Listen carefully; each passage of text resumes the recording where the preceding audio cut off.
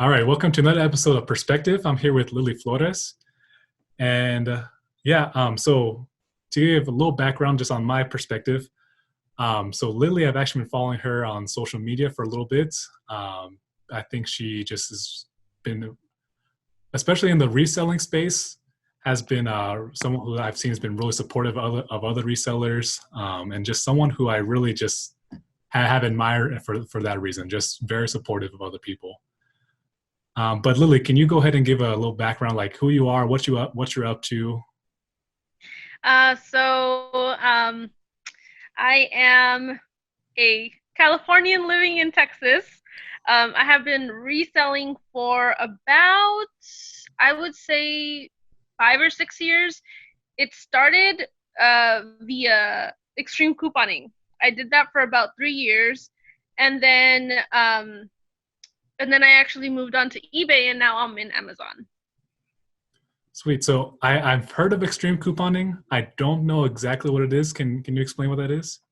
Yeah, so the basics would be kind of usually in newspapers every Sunday you get coupons, and in these coupons you can use them to get discounts at everyday items.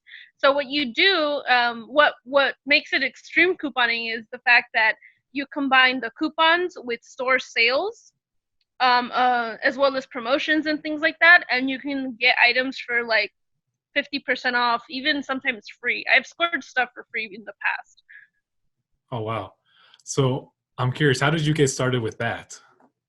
So it was about, I would say, a little under a year after I had my son, and I was trying to save some money on diapers. And one of my son's, his father, one of his cousins, she taught me how. She was barely getting into it, and she was like, "Oh, I'll show you," and she taught me. And then after that, it just took off completely. Yeah. That's cool. Yeah, it's funny how, sometimes, out of necessity, we get into things that we end up really enjoying and that are super beneficial for us. Yeah. So what made you shift more into from extreme couponing to flipping things and reselling them? So what made me change was about 2 years ago. No, about a year and a half ago. What happened was that over the years, couponing policies started getting more strict. So it kind of got to the point where they got so strict that I couldn't coupon at a scale anymore, because where we used to live in Central California, it was a very small town. So there was literally only two stores where I could coupon at, or I would say my favorite stores that I could coupon at, because I just didn't have the time to be going to a whole bunch of different stores. So those were my go-tos. And it just was not feasible to continue to coupon to resell. So I was like, well, I still need a side hustle, so might as well start something else. And then I stumbled across a video from Gary Vee talking about Craigslist, like the free section. And I was like, well, okay, let me give this a try. So I went around town getting a bunch of free stuff. And then I was like, well, let me start trying to do eBay and see how that works. And I have been selling on eBay and then Amazon about 2 months ago, ever since. Sweet. It's so funny. I'm actually thinking about making like a compilation video, maybe in like 6 months, Mm-hmm. because I've talked to several resellers and almost every single one of them said, "Oh yeah, I saw a Gary Vee video." Yeah. They got into flipping. That's cool. So, what has been your favorite part so far of with reselling? I would say my favorite part is just the thrill of the hunt. I love it. With this whole quarantine thing, the whole online arbitrage, it's just not as fun. I'd rather go to the actual store and actually like treasure hunt stuff. That's what's fun to me. Cool. So, actually, on that note, so you mentioned online arbitrage. Like, how have you been able to, I guess, continue to resell during this time where everyone's basically indoors? So basically, what we've been doing is I actually have done a order with a distributor so that I could. This is mainly for Amazon, so that I can get ungated in topicals and like beauty products and things like that. So I've done that. I've also been just looking into just random websites. I'll go to like nordstromrack.com. I'll go, even Kohl's. Kohl's is really good to source stuff like Fitbits and things like that, because normally they run like online sales where you can put like 2 to 3 different coupon codes, and you can get stuff for super cheap that you can resell on Amazon or eBay if that's feasible. Um, but just random websites. I just try to look at what I know best and what sells in the categories that I can sell in, so that I can just get whatever possible. I haven't had much luck, but I still look. Yeah, that's actually. Well, actually, I'm going to take a step back. So so you said obviously like it's a little slower right now with everything Yeah. that's going on, but you still are be able to get a few things done. Yes. So that's interesting. So why? So with that in mind, and even when Corona and everything goes away, and when they're and all that, how?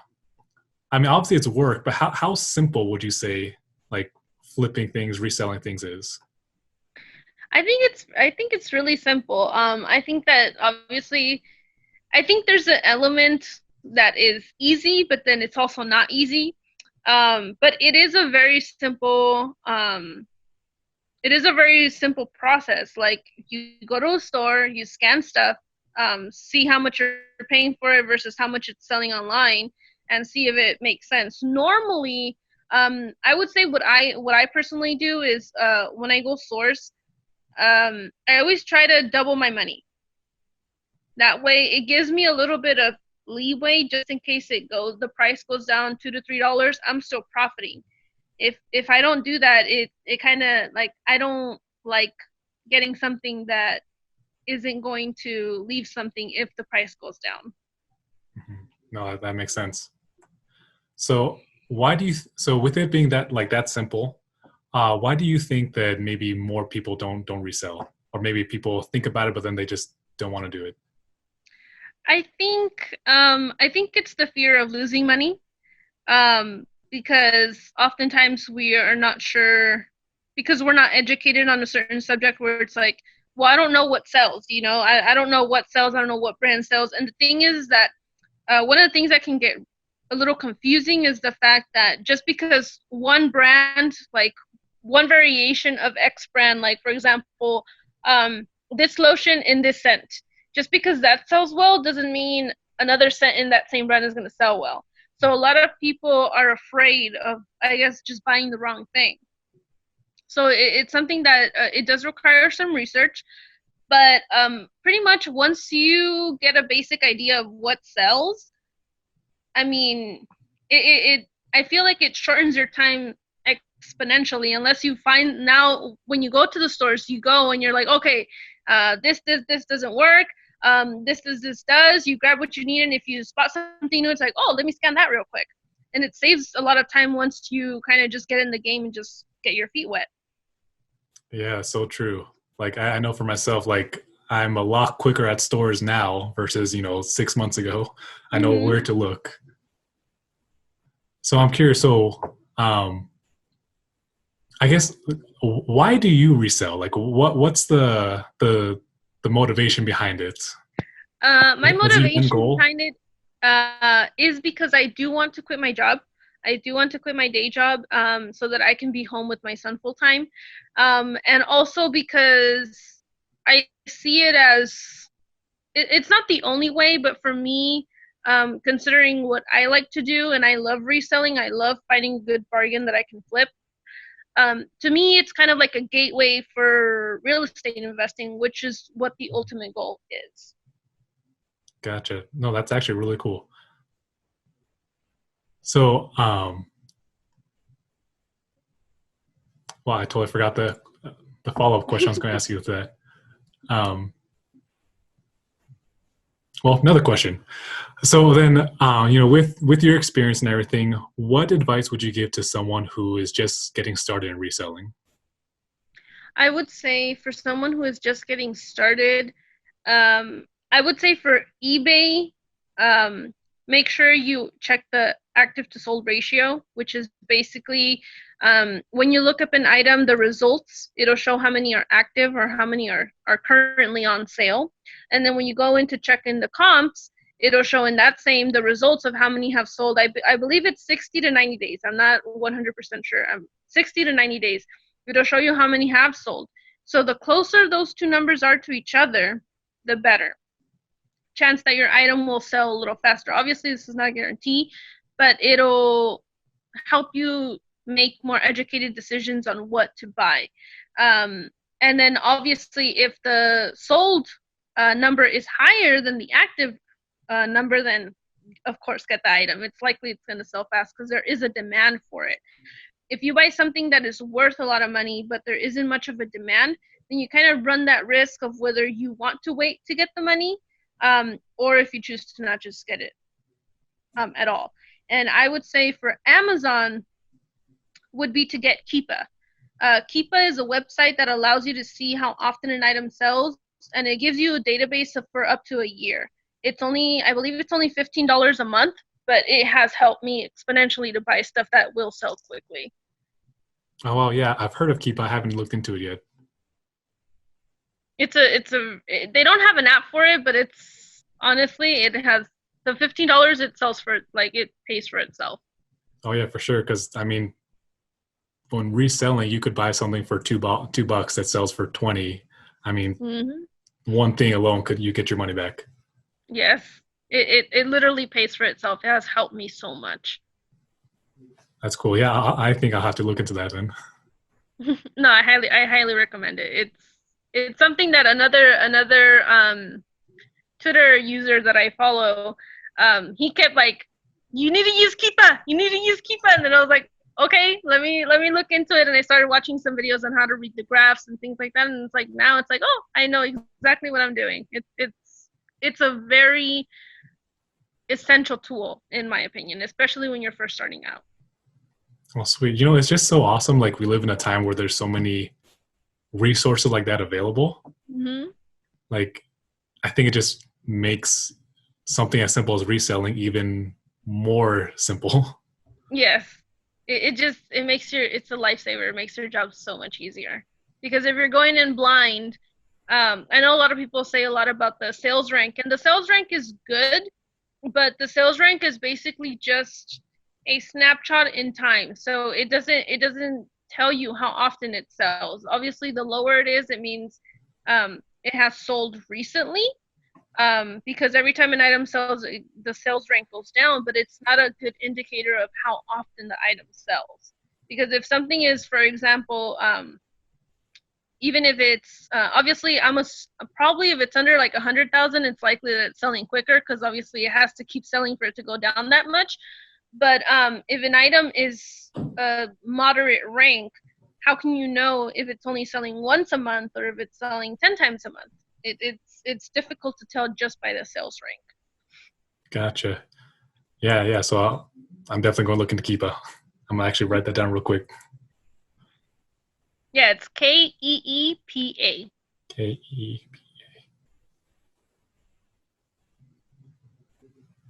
Perfect.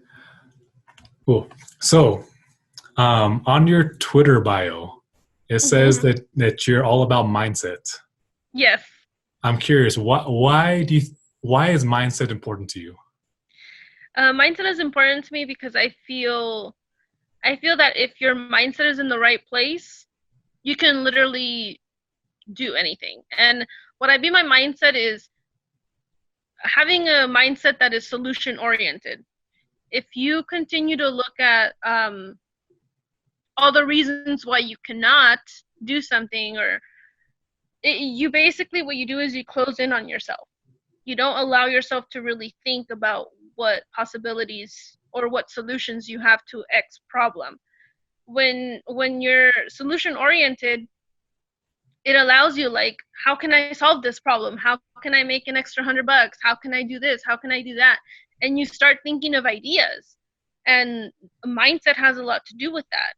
You can't find solutions if you're not looking for them. And so I'm curious, with mindset being important to you, when do you think you I guess developed an appreciation or a thoughtfulness about mindset? I think that in a way I've kind of always had it. I had a very difficult upbringing, and I noticed as we got older, because I have an older brother, I've noticed how different we both thought. My brother is definitely a lot more victim mindset. I'm more of a I'm gonna overcome this no matter what mindset. And I saw early on the damage that it has done to his life, as opposed to how much it has benefited me by thinking differently. Yeah, so true. And it's what's interesting about that as well. Like even with your with the story just shared, is that how two people can go through like be raised in the same house, go through a similar situation, but then come out of it, um, basically thinking of it entirely differently. Yes, it's something that even to this day it continues to baffle me because my brother just turned 30. We're already full blown adults, and the fact that how can you think x like a certain amount of way, like if you're seeing the damage it does to your life, and just and it does baffle me, like we went through the exact same thing. How is it that you view it differently than I do? I don't understand it, but it's definitely something that I'm very intrigued by. Yeah, definitely. Like just how our thoughts, how we interpret certain things is going to, Mhm. shape how we view it, right? Mhm. So, something that's really been on my mind, especially, well, pretty much the last week and a half with Corona and everything, has been just the phrase abundance mindset. I have And my real cat. quick, remind me, He's what's your trying. cat's name? His name is Oki. Oki. You want to join the Yeah. podcast? Yeah, I keep telling my son I'm not because I necessarily want another cat, but I'm like it would be so cool to just like get another one and name it Doki, and it's like Oki and Doki. I think you should. But yeah, so going back to the question though, so with the phrase abundance mindset keeps, I guess it just keeps going through my mind the last week or so. So I'm curious, what comes to mind, or what's your thoughts when you hear that phrase abundance mindset? What does that mean to you? To me, abundance mindset is to me it's basically reminding yourself that there is so much, there's so many resources, there's so much money, there's so much everything, that there's no reason why you should have a scarcity mindset.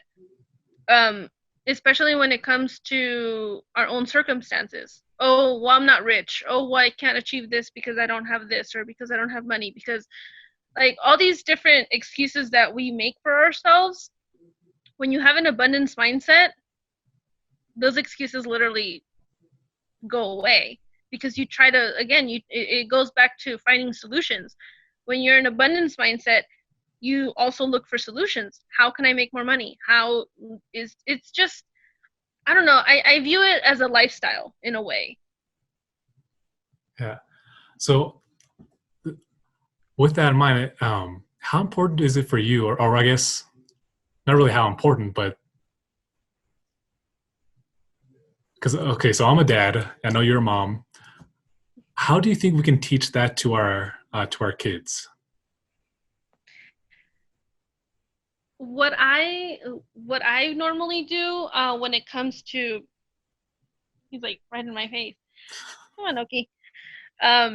So what I do to teach my son is, because sometimes, for example, little trivial things, like sometimes he'll ask me for help, and it's not necessarily that I don't want to help him. I kind of just want him to learn to figure it out for himself. Um, and I've noticed that many times he'll make something out of nothing, just because I didn't step in to help him. I kind of I let him use his mind. I'm like, try it again. You can do it. And I try to be encouraging to him that really anything is possible, and that he can do anything, and to figure out how to solve little problems, like he broke a toy and he needs to fix it. Like he'll literally go in my drawers and find tape. Like he if I keep myself from stepping in, he starts to think, how can I fix it? How can I do it? And just really letting him know, like, we'll do this. Like sometimes he'll tell me like, oh, I want to go here. Yesterday he was telling me he wants to go to the Bahamas, right? Obviously I don't have the money for that right now, but I don't tell him like, oh no, we can't go. Like I always tell him like, we'll go when mommy has money. And he's kind of like ingrained that in his head that I'm gonna go one day, just not right now. Mm-hmm.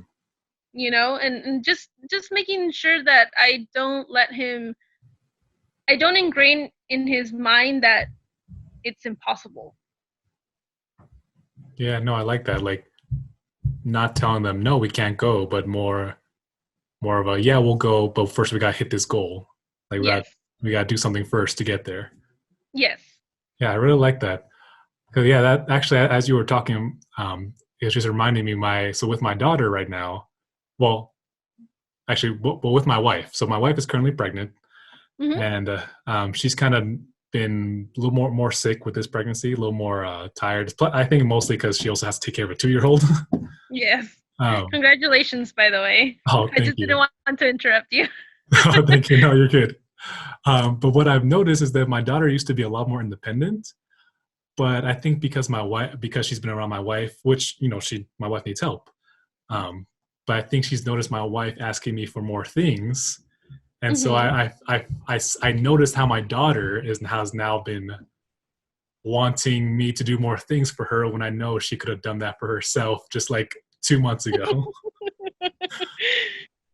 So yeah, so I actually really appreciate that those thoughts because now I'm thinking about what I can do with her to try to help facilitate that independence that she had a few Yes. months ago.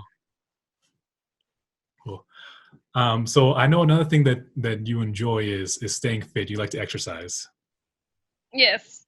So is there a particular reason why? Like, do you just love it? I guess why do you stay so consistent with your exercises?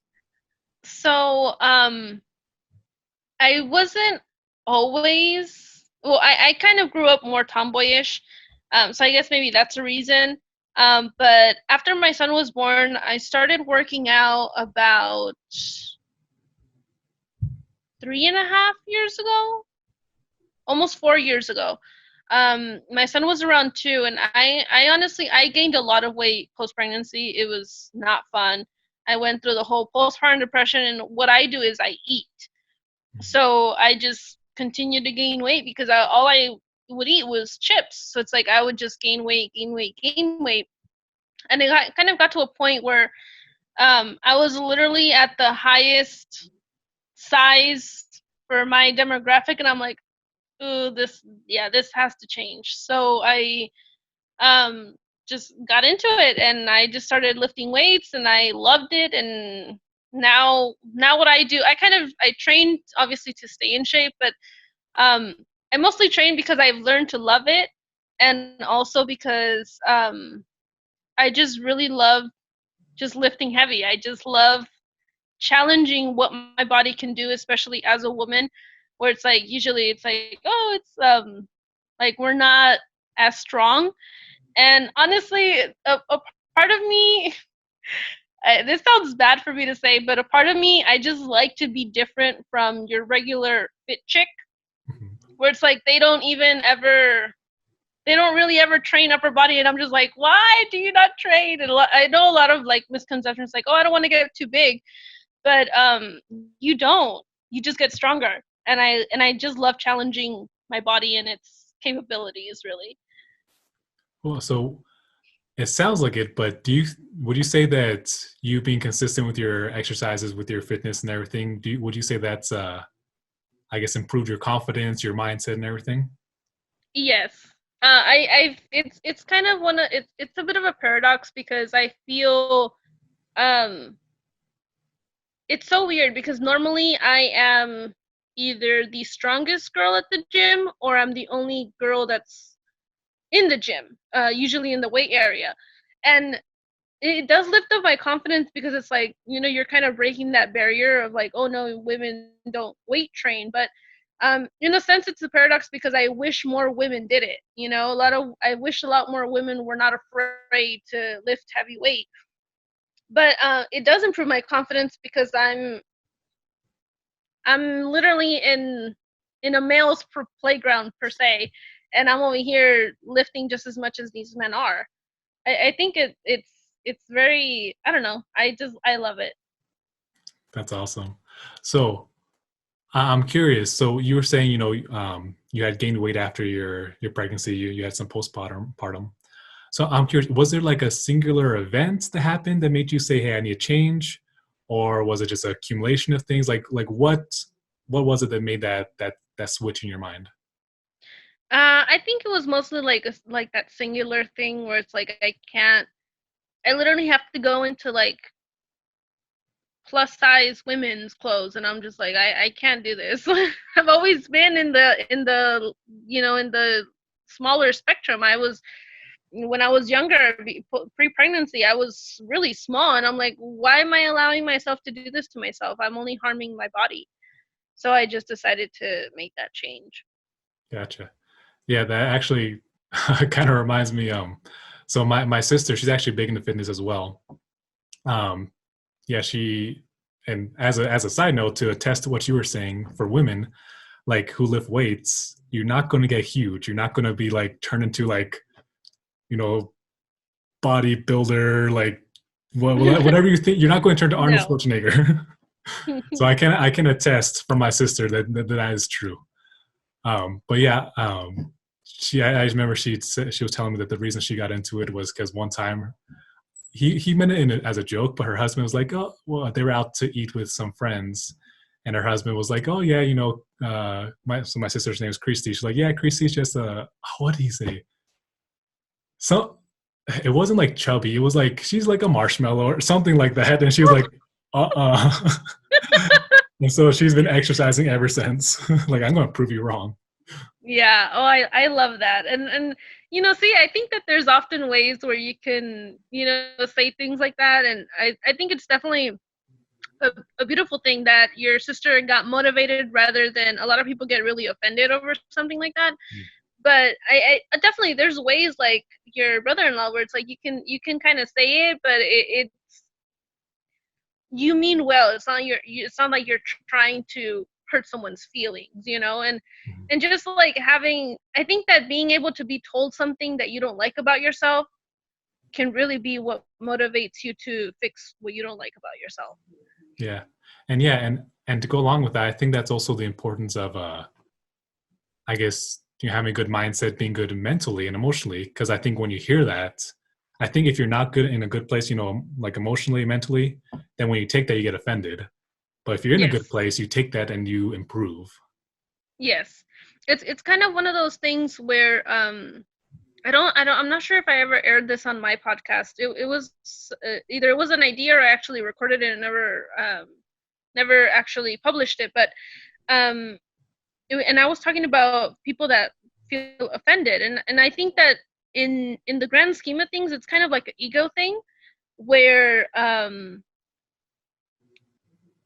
it's when someone tells you something, even if you know that about yourself, you don't want to accept it. If you're not ready to accept your shortcomings with someone, when someone brings that to light, your your ego basically goes into, I'm gonna overprotect myself and I'm offended, and you just try to, you don't see the logic in what the other person is saying when you're not ready to let your ego at the door. Mhm. You just you do whatever you can to protect yourself and your feelings and your ego.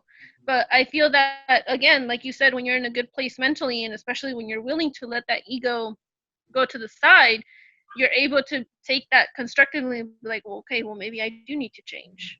I see the other person's point. Yeah, for sure. Yeah, and yeah, I think it's just very. I think we just. I think it's a good indicator of where we are mentally when we receive criticism and how we feel about it. Yes. Like I, I, It I is. always. I often feel that it is rooted in kind of like insecurity. You know, Mhm. it's definitely something, and I've noticed this because when I was in high school, um, I like, for context, I am pigeon-toed, so my feet go in when I walk, and I've had this. It runs in my family. It's something I've had since I started walking. Um, I was under treatment when I was little, but my dad just didn't, just because it was too painful. So I we just didn't continue the treatment. But um, I still walk like that to this day. I don't care. I know I walk funny. It's only when I know, the only time I notice that I walk funny is when someone records me walking, and then I notice like, oh yeah, it looks ridiculous. But I remember in high school, people used to make fun of me because of my feet, and it was something that never really phased me. I never cared. And I noticed and I've noticed it's like, it's because it's something I'm not insecure about. I'm not insecure about my feet. It doesn't matter. I don't. It only looks absolutely ridiculous when I wear really high heels. So I just don't wear them at all. But the difference between getting offended and not offended is, one, your ego, where you are mentally, like you said, and also if it's something you're insecure about. Mm. If you're not insecure about it, it's not gonna bother you, even if someone points it out to you. Yeah, I actually like 1000% agree with that. It's actually something that recently I've been realizing that when I do get offended about something, something I've been trying to do more recently is like take a step back and be like, okay, like obviously it's not like this isn't really have anything to do with what the person said. It's something that I'm insecure about. Hmm. Like whether it's whatever the case may be, like if they make, I don't know, make fun because I have glasses or whatever the case may be, uh, like when I feel that way, I realize that okay, there's something inside of me that isn't right, that is insecure. Yes, 100%. Cool. All right, well, we're going to wrap up real soon, but I did want to ask one final question. Of course. What brings you happiness? What makes you happy? To me, I think that what makes me happy is doing what I love, living life on my own terms, in the sense that I'm doing what fulfills me mentally, what fulfills me emotionally, and in the end, just feeling like a good mom. I think that those things are what brings me the most for joy. I've noticed that when I'm my unhappiest is when I don't feel like I'm living up to my potential and that I'm not being a good mom. Hmm, that's awesome. Yeah, I just from the conversation that we've had today, I think that your boy has a good mom. Thank you. Obviously not perfect. Like none of us are perfect, but I think I think he has a good mom that's going to teach him some good stuff. Thank you. Okay, so right before we wrap up, so honestly, anyone who's watching this, listening to this, I really think you should go follow Lily on social media. So can you tell them where can they find you? Currently, well, I do have an Instagram account, but I'm not ever on it. So I'm only on Twitter. It's at Lily Resells. Okay, and you have a podcast as well, right? Yes, it's Lily Talks and Resells, and it's on Anchor. Um, it's also on, what's it called, Spotify. Yes. Okay, perfect. Yeah, again, highly recommend you go follow her. And Lily, thank you again so much for your time. Thank you so much.